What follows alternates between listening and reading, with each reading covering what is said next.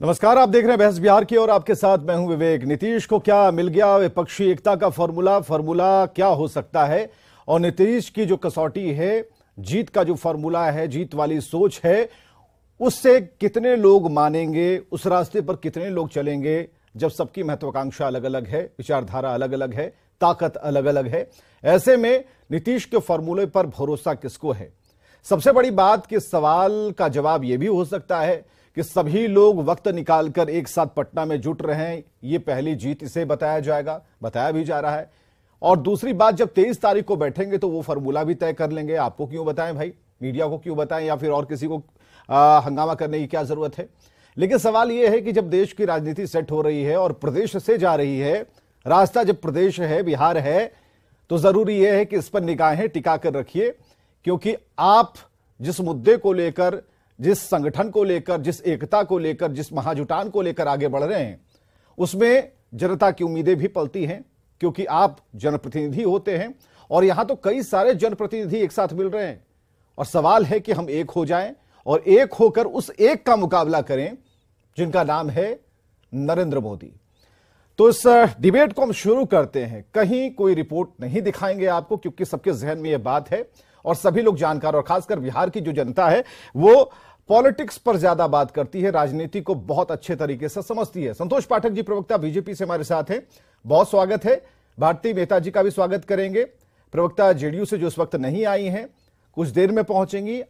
आनंद माधव, प्रवक्ता कांग्रेस से है, बहुत स्वागत है। डॉक्टर विनीत सिंह, प्रवक्ता एलजेपीआर से, बहुत बहुत स्वागत है डॉक्टर विनीत सिंह, आपका भी। अब जेडीयू की तरफ से भी कोई नहीं आए हैं, लेकिन आनंद माधव जी यहां पर मौजूद है। आनंद माधव जी, कई तरह के सवाल हैं, उन सवालों को शब्दों के माध्यम से हम स्क्रीन पर लिखने की कोशिश करते हैं। आप भी बीच बीच में समय मिले तो पढ़ते रहिएगा। इसमें कई तरह की आशंकाएं हैं, खासकर कांग्रेस के नेतृत्व को लेकर। कांग्रेस चाहती है कि भाई हमारी छतरी के नीचे आइए, फॉर्मूला आप लोगों ने कसा है, लेकिन आपकी छतरी के नीचे सबको लाना इतना आसान नहीं होगा। आपकी महत्वाकांक्षा बड़ी है, क्योंकि आप कह रहे हैं कि हमारा जो प्रसार है वो कई प्रदेशों में है, लेकिन जो बिहार है, उत्तर प्रदेश है, बंगाल है, ऐसी जगहों पर, ऐसे प्रदेशों में ताकत कम है।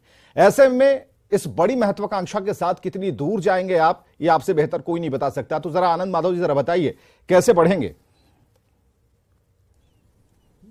नमस्कार आपको। सबसे पहले मैं ये कहना चाहूँगा कि जब 23 तारीख को लोग यहाँ मिल रहे हैं तो सब लोग इस लिए आश्वस्त हैं कि निश्चित रूप से कुछ पॉजिटिव सकारात्मक बातें होंगी और जिसके लिए कि कुछ सामने में नतीजा निकलेगा।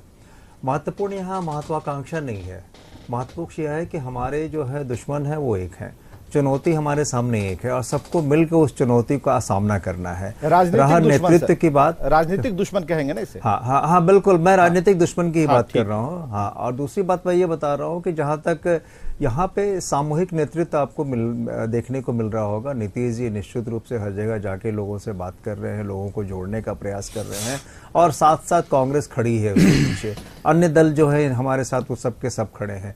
तो इस तरह से मिल के एक ऐसा प्रयास किया जा रहा है कि पूरे देश में घूम घूम के बातें हुई और पटना में मिलकर सब इकट्ठे से बातचीत करेंगे। और अभी जो आप लोग जो बातें आगे करेंगे, ये जो बातें आप लोग कर रहे हैं कि इसमें ढूंढ रहे हैं कि भाई नेता कौन होगा, कि नेतृत्व किसका होगा, वो तो समय आने पे तय हो जाएगा।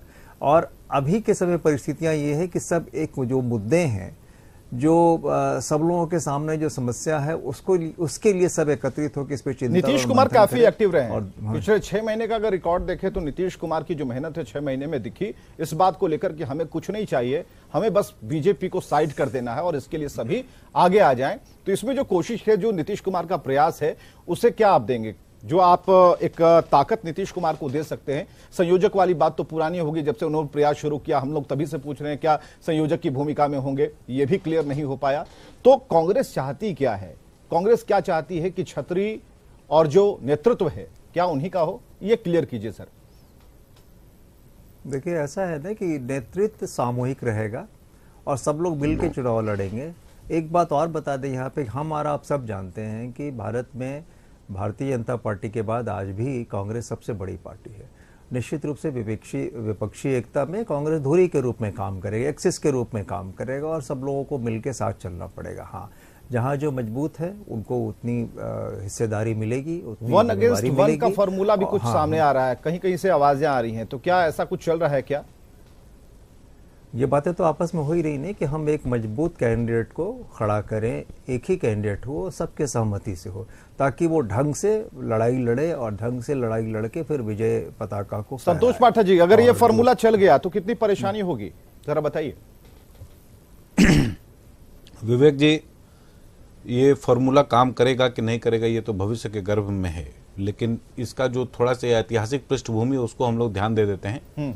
मेरा एक बेसिक सवाल ये है कि जैसा फॉर्मूला 1974 में इमरजेंसी के बाद 1977 के चुनाव में बना और देश की कई नामचीन दलों ने अपना सिंबल छोड़कर जनता पार्टी के रूप में देश के सामने आए और कांग्रेस के विपक्ष में उन्होंने चुनाव लड़ा, लेकिन उस समय पर देश में एक कॉमन मुद्दा था कि देश में जो इमरजेंसी लगी है, जो काला कानून देश के सामने लगा है, उसको हटाना है। इसलिए हम लोग सभी एक छतरी के नीचे, एक दल के नीचे आकर काम कर रहे हैं। क्या भारत के वर्तमान राजनीतिक परिदृश्य में ऐसी कहीं भी इस प्रकार के साइंस कहीं दिखाई दे रहे हैं? अगर ऐसे साइंस अगर दिखाई होते तो जनता स्वयं एकजुट होती, अलग अलग राज्यों में उनकी एकजुटता जो है वो निश्चित तौर पर नजर आती। अभी जो कर्नाटक में चुनाव हुए वहां पर हमको पूर्व में, इसके पहले जितने प्रतिशत वोट मिले थे उतना हमको इस बार भी आया, मतलब 2018 के बराबर हम लोगों को इस बार भी आया है। दूसरी बात विवेक जी, भारत की राजनीति में एक बहुत महत्वपूर्ण बदलाव 2014 के बाद आया है। वो ये है कि किसी भी राज्य की सरकार हो जिसको जनता ने चुना, या फिर केंद्र में 2 बार की सरकार हो, 2014 और 2019 की, जनता कभी भी इस मति भ्रम में नहीं है कि उसको पूर्ण बहुमत की सरकार नहीं बनानी है। अगर भारतीय जनता पार्टी को हराने के लिए जनता ने कर्नाटक में मन बनाया था तो पूर्ण रूप से हटा दिया कि चलिए आप एक साइड रहिए, हम लोग कांग्रेस के साथ जा रहे हैं। तो एक मुक्त कांग्रेस की सरकार बनी कर्नाटक में। उसी प्रकार से 2014 और 2019 में केंद्रीय चुनाव में जनता ने पूर्ण रूप से भारतीय जनता पार्टी को एक पार्टी के नाते पूर्ण बहुमत की सरकार बनाने के लिए मौका दिया। इसी क्रम में थोड़ा सा और आगे बढ़ते हैं विवेक जी, थोड़ा सा और समय लेंगे आपका, कि आज के समय पर क्या जनता 1990 से 2014 के बीच में जिस प्रकार से कमजोर नेतृत्व वाली सरकारें बनाती रही या देखती रही, कभी इंद्र कुमार गुजराल बन गए, कभी देवगौड़ा जी बन गए, क्या आज के समय पर जनता इस प्रकार के नेतृत्व को मैंने अपना नेतृत्व सौंपने के लिए तैयार है कि नहीं है? ये एक महत्वपूर्ण प्रश्न है जो सबके सामने लाया जाना चाहिए। इसलिए हम 2 प्रश्न पूछते हैं कि क्या देश के सामने इमरजेंसी जैसी कोई ऐसी राजनीतिक अवस्था है जिसके कारण आप एकीकरण करना चाहते हैं, और आप अपना कोई एक सारगर्भित मुद्दा देश के सामने रख सकते हैं तो रखिए कि किस मुद्दे पर भारतीय जनता पार्टी को आपको विरोध करना है। हमारे मोदी जी के नेतृत्व में एक छोटी सी बात विवेक जी, एकदम जी, ये फॉर्मूले से पहले ये पूछ रहे हैं कि मुद्दा क्या है, किस मुद्दे को लेकर आगे बढ़ेंगे? क्या मुद्दा नरेंद्र मोदी है या फिर मुद्दा कुछ और है? क्योंकि विकास छोड़ दीजिए, अब विकास के अलावा कुछ ऐसी मजबूत बात कीजिए जिससे पता चले कि नहीं आपकी क्या लेकर चलेंगे, आपके नेता क्या करेंगे, 23 तारीख को क्या मीटिंग होगी, अंदर कौन आगे लेकर चलेगा। लेकिन उससे पहले ये जानना चाहते हैं कि आखिर किस मोटो के साथ आप आगे बढ़ेंगे। देखिए, 2-3 सबसे महत्वपूर्ण ये है कि ये सब उन्होंने शुरुआत की अपनी 1977 के कोalition गवर्नमेंट, जिसके ये भी पार्ट थे। ये सबको जानकारी है कि भारतीय जनता पार्टी भी उसका एक हिस्सा थी, अहम हिस्सा थी, और क्यों टूटा ये सबको मालूम है। लेकिन इस बार कांग्रेस इसका हिस्सा बनने जा रही है, मजबूत हिस्सा बनने जा रही है। और राजनीति जो दिक और काल के हिसाब से तय होती है, हर समय वो बदलता रहता है। आज के समय में परिवर्तन काफ़ी हो चुका है। हमारी लड़ाई भ्रष्टाचार के खिलाफ है, हमारी लड़ाई बेरोजगारी के खिलाफ है, हमारी लड़ाई जो किसानों को के ऊपर जो अत्याचार हुआ उसके खिलाफ है, हमारी लड़ाई जवानों के जो अत्याचार हुआ है उसके खिलाफ है, हमारी लड़ाई पहलवानों के साथ जो अभी ये महिला पहलवानों के साथ जो इतने लगातार बेचारी बैठी हुई है, महिलाओं पे जो अत्याचार उसके खिलाफ है। तो समूचे देश में आज अंधकार में परिस्थिति है, लोगों को रास्ता नहीं दिख रहा है, बेरोजगारी अपने चरम पर है, सब जानते हैं इस बात को, महंगाई अपने चरम पर है। और ये मुद्दे मिलकर एक फॉर्मूला तय कर रहे हैं। ये बहुत महत्वपूर्ण मुद्दा है, ये महत्वपूर्ण मुद्दा है, ये महत्वपूर्ण मुद्दा है, और इन मुद्दों के ऊपर ही पूरी की पूरी लड़ाई जो है लड़ी जाएगी। और आप देखिए इन लोगों के साथ क्या है कि ये हमेशा एक ही चीज करते हैं, वो ध्रुवीकरण की राजनीति करते हैं। उससे अब जनता उब चुकी है, वो ये कर्नाटका ने तय कर दिया। नहीं, ये कर्नाटका ने तय कर दिया, इस बात को आगे भी कर रहे हैं। लेकिन एक सवाल, आज जो खबर आई झारखंड से, उसमें कांग्रेस के बंधु तिर्की ने कहा कि 14 में से 9 तो हमारा अधिकार ही है, 5 पर जो लड़ ले। अभी जरा ये बताइए, यहां बैठक करिएगा, वहां एक्शन कुछ और हो रहा है, तो असंतोष तो होगा ना। इसमें संतोष पाठक जी कैसे संतोष? आपको भी विवेक जी, आपको भी इस बात की जानकारी है और बाकी लोगों को भी जानकारी। हमारे यहाँ ये सारी चीजें तय होती हैं ऊपर के स्तर पे कि जो समझौता होगा तो कहाँ किसको कितनी सीटें मिलेंगी और नहीं मिलेंगी। जो स्थानीय नेता होते हैं वो अपनी इच्छा व्यक्त करते हैं, वो अपनी महत्वाकांक्षा व्यक्त करते हैं। वो बिहार में भी ऐसा होता है और बाहर में भी ऐसा होता है, दूसरे राज्यों में भी होता है। तो उन्होंने अपनी बात रखी है, लेकिन ये तय होगा जब आला कमान तय करेगा कि नहीं हमको वहां पे 14 पे लड़ने हैं या हमको 9 पे लड़ना है या 6 पे लड़ना। मतलब बंधु तिर्की की बात का कोई हम अभी वैल्यू ना लें, कहने का मतलब ये है? नहीं, अपना वो अपनी बात तय की, अपनी बात को रखे, अपनी बात को आला कमान के सामने में ही रखेंगे, लेकिन तय तो वो करेगा ना। लेकिन ये जो सराउंडिंग में जो आवाजें हैं ये अगर गूंज रही है तो ये पटना में होने वाली बैठक को तो इफेक्ट करेंगे ना, आपको लगता है ऐसा? देखिए बहुत सारी चीजें आप जानते हैं बहुत अच्छी तरह से कि हम ममता बनर्जी के खिलाफ बंगाल में लड़ रहे हैं। आप जानते हैं इस बात को हम अरविंद केजरीवाल के खिलाफ लड़ रहे हैं। तो वो बातें तो आएंगी ना, जो स्थानीय नेता है जिनको वहां पे राज्य को नुकसान हुआ और यही तो सवाल है, यही तो सवाल है।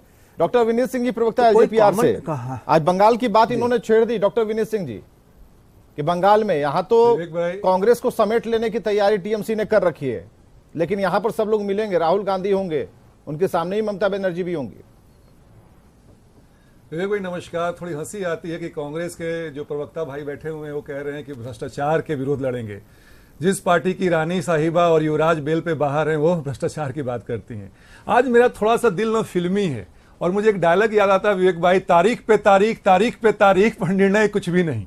जब भी नीतीश कुमार से पूछिए भाई कि कौन आ रहा है, कब आ रहे हैं, मई हो गया, 12 जून हो गया, 23 जून हो गया, मुझे लगता है कि नवंबर दिसंबर हो जाएगा, लेकिन नीतीश कुमार जी ये नहीं बता पाते। बस हाँ ये जरूर कहते हैं कि मेरे करण अर्जुन जरूर आएंगे, मेरे करण अर्जुन जरूर आएंगे।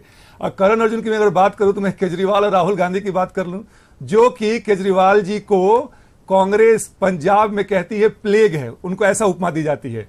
इनके जो युवराज साहब हैं वो बाहर जाके देश की बुराई करते हैं। अब थोड़ा सा गंभीर हो जाए, अगर इनकी अवधारणा है विपक्षी एकता की कि भाई लोकतंत्र खतरे में है, संविधान खतरे में है, तो अगर विवेक भाई आपका लोकतंत्र और देश खतरे में होगा तो आप सब काम छोड़ के पहले अपने देश को बचाएंगे, संविधान को बचाएंगे।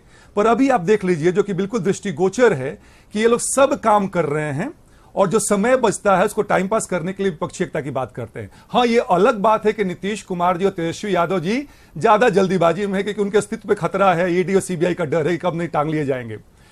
अगर नीतीश कुमार जी ये बात अगर सोचते हैं कि भैया हम विपक्षी एकता की बात कर लेंगे, 14-19 में भी उन्होंने कोशिश किया था, हुआ कुछ नहीं था। और देश की जनता, बिहार की जनता तो इंतजार कर रही है। कहते हैं ना कि भाई कांटे नहीं कटते लम्हे इंतजार के, या नजरें बिछाए बैठे हैं रास्ते पे यार के। हम भी तो देखे नीतीश कुमार जी किसको लाते हैं बिहार की धरती पे उतार के।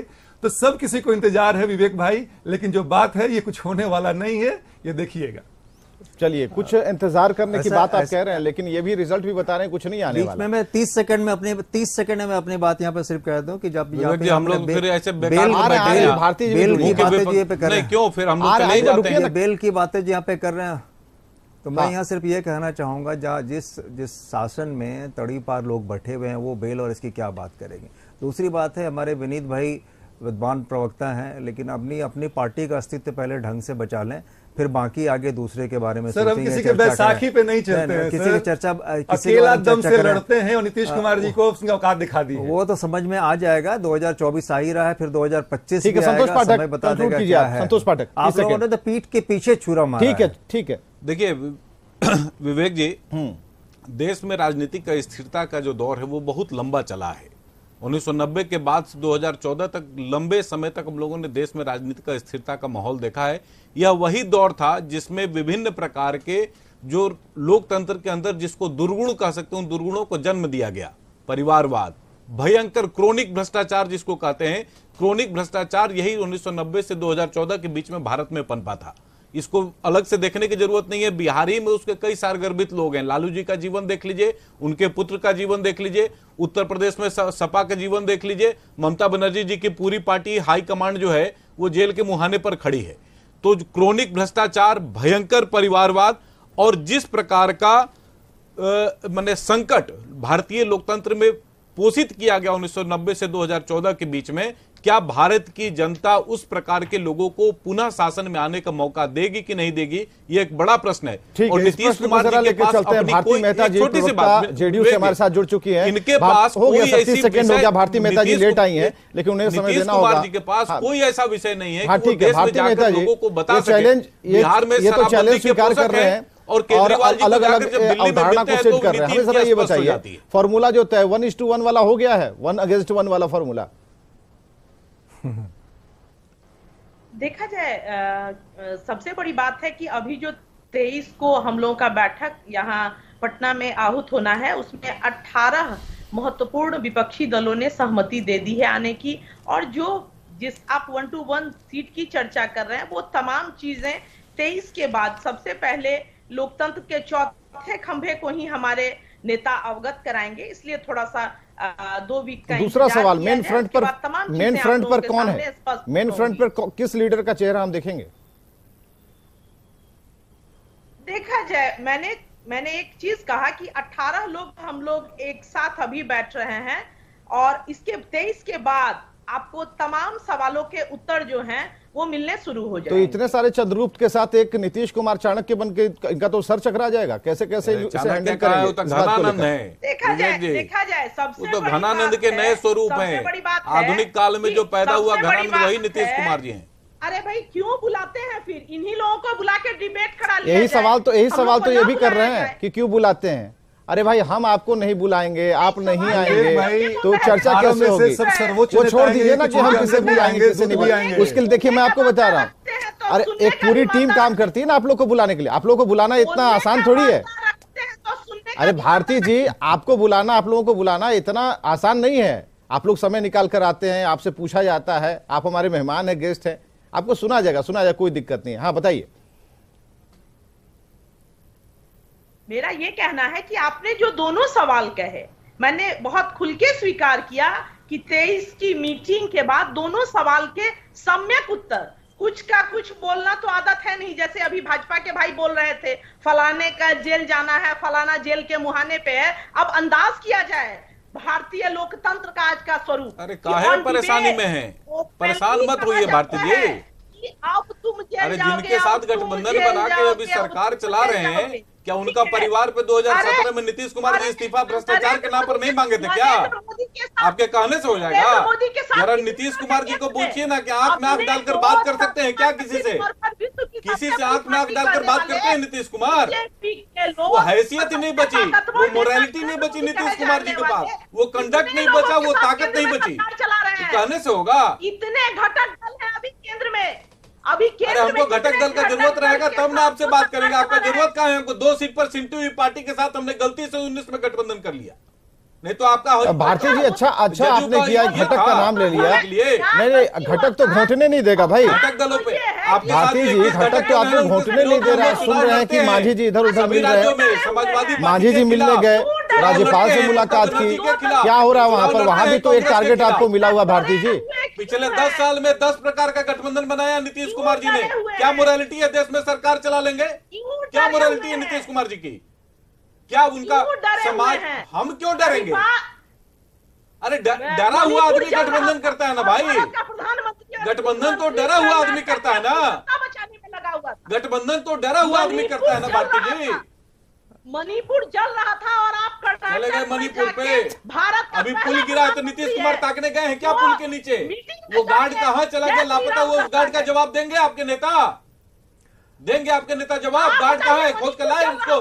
48 घंटे से ज्यादा का समय बीत गया। कर्नाटक में अपनी सत्ता। अरे कर्नाटक छोड़ दीजिए भारती जी, कर्नाटक छोड़िए, हमें जरा एक उत्तर और दीजिए, समय की कमी रहती है ना।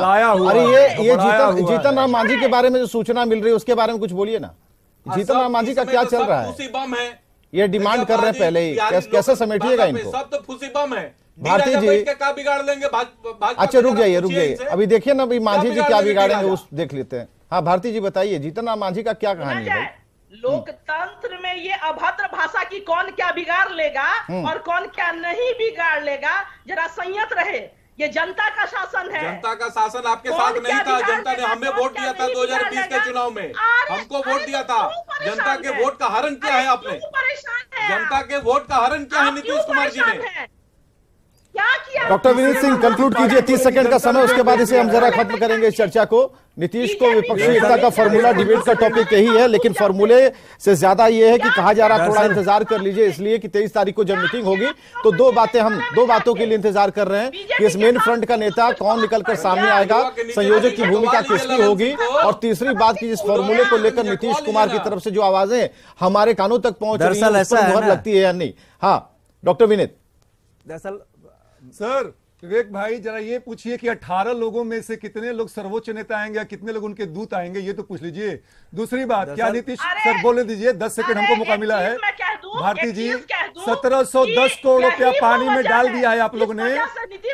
तीसरे नंबर की पार्टी बैठ के सरकार चला रही है, किसी का पैर पकड़ के, किसी का हाथ जोड़ के, तो थोड़ा सा धीरे बोला करें आप। बीजेपी वो सरकार है जो कहती है कि क्षेत्रीय दलों को देख रहे हैं विवेक भाई, यही है सत्ता पक्ष का बौखला हो तो घबरा। ठीक है भारती मेहता जी, ठीक है एक, लेकिन भारती मेहता जी आपसे कहेंगे आर्य से शुरुआत मत कीजिए। भारती मेहता जी, देखिए सभी सम्मानित लोग हैं ना, सभी सम्मानित प्रवक्ता हैं और सभी अच्छे दलों से पढ़े लिखे प्रवक्ता हैं। अरे वाला जो है ना, ये इससे शुरुआत मत कीजिए। बहुत बहुत शुक्रिया आने के लिए। नीतीश को विपक्षी एकता का फॉर्मूला क्या मिल गया, ये सवाल था। फॉर्मूला सेट हो चुका है, सूत्रों से कई जानकारियां सामने आ रही हैं। अब यह देखना है कि एक संयुक्त जो प्रेस कॉन्फ्रेंस होगी, हालांकि यह बहस जारी रहेगी, हर दिन एक नया कुछ आता रहेगा भीतर खाने से, उस पर हम बैठते रहेंगे, चर्चा करते रहेंगे। लेकिन 23 तारीख के बाद, उसी दिन या फिर उसके अगले दिन, हो सकता है उसी दिन, एक बड़ी जमात, बड़ा कुनबा बैठेगा, एक प्रेस कॉन्फ्रेंस होगी, उसमें बहुत सारी बातें आने वाली हैं, कैसे ये गाड़ी आगे बढ़ेगी। अभी देखना है, पहले आने दीजिए, उसके बाद देखते हैं क्या बातचीत होती है। बहुत बहुत शुक्रिया।